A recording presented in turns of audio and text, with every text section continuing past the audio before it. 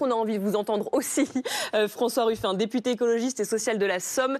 Je vais vous faire réagir aux propos qui ont été évoqués à l'instant par les journalistes. François Bayrou, qui ce matin, lors d'un petit déjeuner du Socle commun à Matignon, dit « La France est le seul pays où l'on fait ça ». Il parle évidemment de la condamnation de Marine Le Pen et cette peine d'inéligibilité avec exécution provisoire et la très faible probabilité qu'elle puisse se présenter en 2027. Écoutez, je vais répondre à votre question, mais moi je viens d'abord pour remettre les pendules à l'heure. Qu'est-ce qui se passe? Ils se font passer là pour des victimes. Ce sont quand même des coupables. Ce sont des coupables de quoi? D'emploi fictif. D'emploi fictif pour la sœur de Marine Le Pen, d'emploi fictif pour la belle-sœur de Marine Le Pen, d'emploi fictif pour le compagnon de Marine Le Pen, d'emploi fictif pour le chauffeur de Marine Le Pen, d'emploi fictif pour le majordome de Jean-Marie Le Pen. Pardon. Et ce n'est pas des emplois fictifs au SMIC. C'est 5 000 € pour un mi-temps fictif, c'est 10 000 € pour un temps plein fictif, avec des primes de Noël fictives, tout ça chiffrant à 4 millions, 5 millions d'euros. Et je voudrais rappeler quand même que Marine Le Pen était la plus offensive pour réclamer de la probité et de l'exemplarité des élus. Elle demandait l'inéligibilité à vie, pour détournement de fonds publics. Donc là, elle ne pourrait plus jamais être candidate à quoi que ce soit. Si on prend au sérieux les propos de Marine Le Pen. Mais même si on regarde son programme de 2022, supprimer toute possibilité de réduction et d'aménagement de peine. Ça veut dire que ce n'est pas de bracelet électronique, ça devrait être la prison directe. D'après Marine Le Pen. Donc déjà, il y a à se conformer à ses propos. Et il y a ensuite que je veux dire, le Rassemblement national est récidiviste en la matière. Ils ont déjà été condamnés pour recel d'abus de biens sociaux. Ils ont déjà pratiqué, alors avec les banques émiraties et russes, on le sait, mais avec d'un grand jonglage entre les continents et les sociétés écrans, entre Singapour, les îles Vierges, les Hong Kong. Donc on a là des récidivistes. Mais donc, il joue à quoi, François Bayrou, quand il dit « on n'a jamais vu ça, je suis troublé par l'énoncé de ce jugement ». Il joue le jeu du RN? Mais écoutez, là, il y aurait une chose que Marine Le Pen pourrait dire avec raison. C'est il n'y a pas que nous qui avons les mains salies, regardez Nicolas Sarkozy et regardez tous les autres. Parce que la vérité, c'est qu'on a Alexis Kohler qui ont mis en examen pour prise illégale d'intérêt. Qui est le secrétaire général de l'Élysée, je précise pour ceux qui nous regardent. En partance, maintenant à la Société Générale, ce qui dit tout d'un bon fonctionnement de la République quand on a comme ça le passage de l'Élysée à une banque d'affaires. Bon, on a 26 ministres qui ont été pris dans des affaires politico-financières depuis 2017. Qu'est-ce que vous dites, François Ruffin? Vous dites tous pourris? Je dis c'est un système. Je dis que quand on met Richard Ferrand, y compris à la tête du Conseil constitutionnel, avec l'abstention du Rassemblement national, on n'a pas affaire là à des déviances, on n'a pas affaire à des malchances, on n'a pas affaire à des coïncidences, on a affaire désormais à un système. Alors si je suis votre logique, LFI fait partie de ce système, LFI qui, vous avez entendu les mots de Jean-Luc Mélenchon, qui dit là encore qu'il y a une sorte de justice politique et qu'il ne l'aurait pas fait comme ça non plus. Je ne comprends pas, moi je trouve qu'il y a là un mystère. Il y a là un mystère dans cette réaction. Je me souviens, il y a une dizaine d'années, on défilait à Bastille avec des balais pour une opération coup de balai, parce qu'il y avait Jérôme Cahuzac qui avait caché ses comptes en Suisse. Et à l'époque, Jean-Luc Mélenchon était le porteur de cette colère populaire pour la probité, pour l'exemplarité. Est-ce que c'est pas parce que LFI est pris un peu dans les mêmes affaires? Vous croyez? Non, c'est une hypothèse. C'est une hypothèse qui serait à vérifier. Je vous pose la question. Qu'est-ce que vous en pensez, vous? C'est une hypothèse. C'est une hypothèse. Pour vous, c'est juste une hypothèse. Pour moi, là, il y a un mystère. Et oui, j'ai du mal à comprendre. Ils doivent s'en expliquer. J'ai du mal à comprendre pourquoi Jean-Luc Mélenchon est rétif à réclamer de la probité, de l'exemplarité qui est nécessaire à la République. C'est-à-dire, vous lui demandez d'être plus clair dans ses propos, de s'expliquer davantage? Il a écrit un beau livre sur la vertu en politique. Ils se sont réclamés des plus grands vertus en politique de la Révolution française. Je pense que c'est le moment. C'est le moment d'un sursaut. J'ai décrit ce système. Pourquoi? Parce que la corruption, c'est Transparency International qui dit que aujourd'hui, la France dégringole dans le classement de la corruption. La corruption, c'est une corrosion de la nation. Quand on introduit de l'argent partout et que c'est l'argent qui décide, qu'est-ce qui se passe? C'est la société qui tombe par bout. C'est Alstom, par exemple. Alstom, qui était décroché parce qu'il y a eu des gros chèques qui ont été faits, le candidat Macron en a profité, et c'est parti à General Electric. Mais c'est plus de 1500 entreprises. Alors là, on s'éloigne du sujet. Mais non, je suis désolé, madame. On ne s'éloigne pas du sujet, on est dans le sujet. Parce que la corruption a des conséquences sur la nation.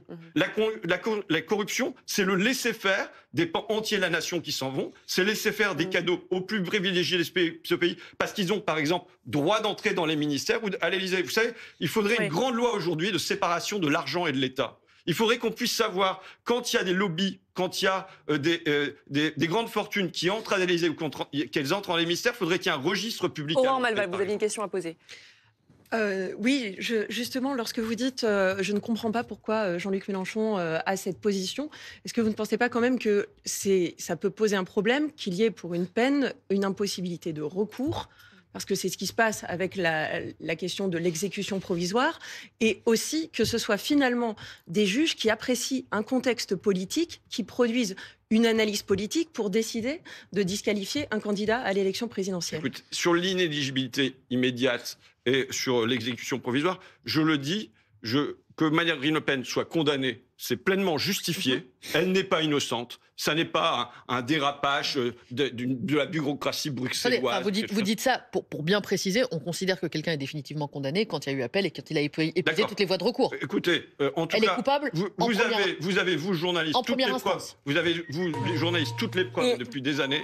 Pendant qu'on parle, pardonnez-moi, Jordan Bardella est en train d'arriver à l'Assemblée nationale. Je disais réunion de groupe à 11h entre Jordan Bardella, avec Jordan Bardella et Marine Le Pen. Ils seront tous les deux là. Généralement, Jordan Bardella, il est là tous les 15 jours. Là, voilà.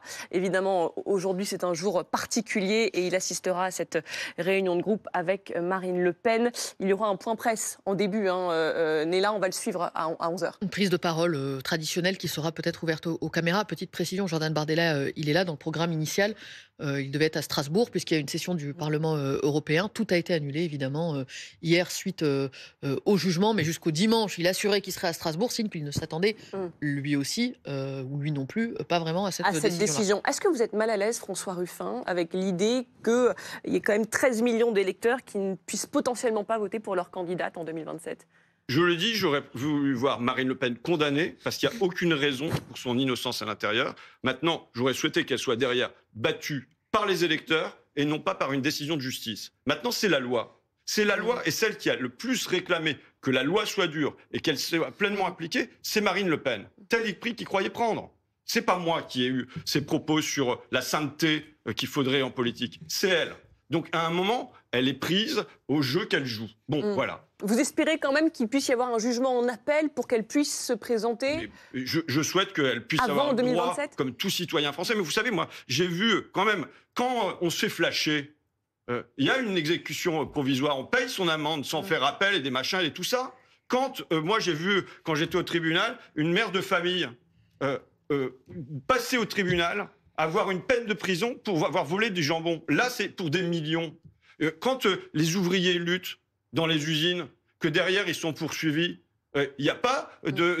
Donc vous dites qu'il ne faut pas qu'il y ait d'exception pour les politiques et puissants. Il n'y a pas de règles particulières à avoir en la matière. Il y a des tas de gens qui, dans des tas de procès tout le temps, sont en prison avant même le moindre jugement.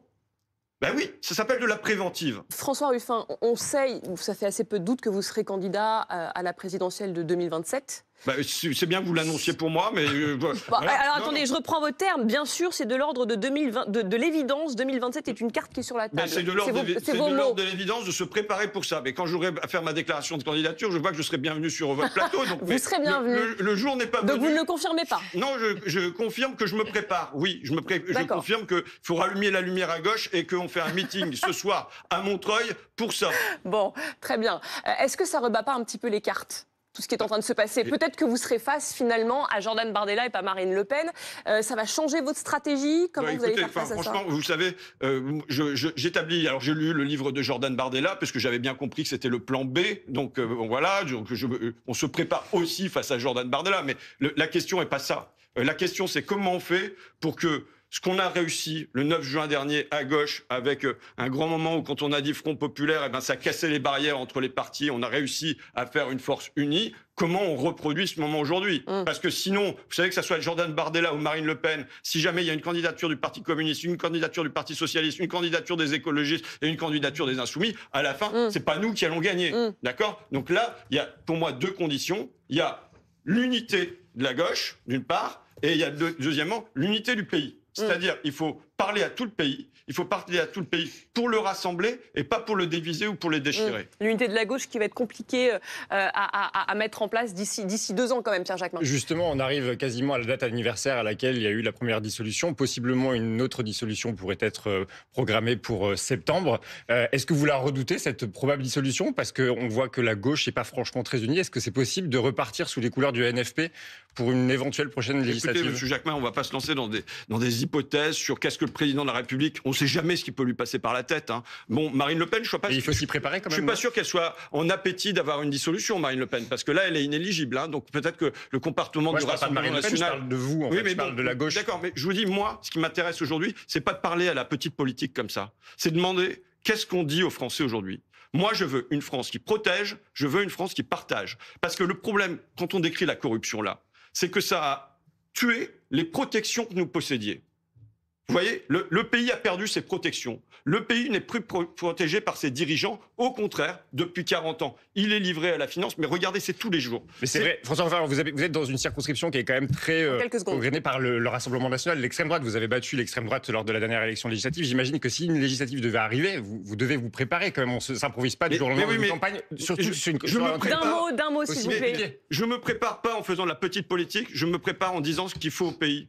Et il faut qu'on se protège sur le photovoltaïque, il faut qu'on se protège sur la sidérurgie, il faut qu'on se protège sur les médicaments, il faut qu'on protège plein de secteurs pour faire renaître une base industrielle. Merci. Moi, je veux parler au pays de ce que le pays a besoin aujourd'hui et pas de la petite François politique. Ruffin. Merci d'avoir répondu à nos questions ce matin sur BFM. Et vous revenez pour annoncer votre candidature à la présidentielle quand vous le voulez. Ce sera quand d'ailleurs? Merci beaucoup. Merci à vous. Ah, ça marche pas.